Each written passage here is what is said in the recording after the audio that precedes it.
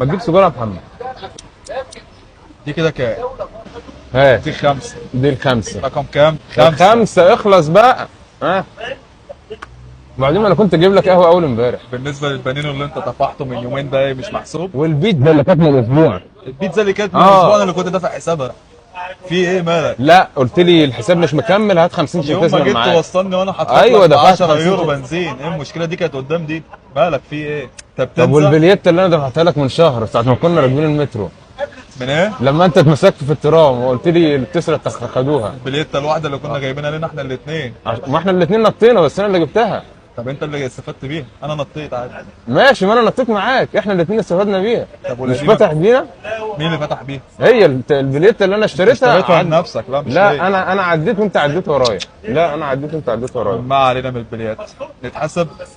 يا عم لا تحاسب ولا تحاسب، خلاص انا مسامح. انا مش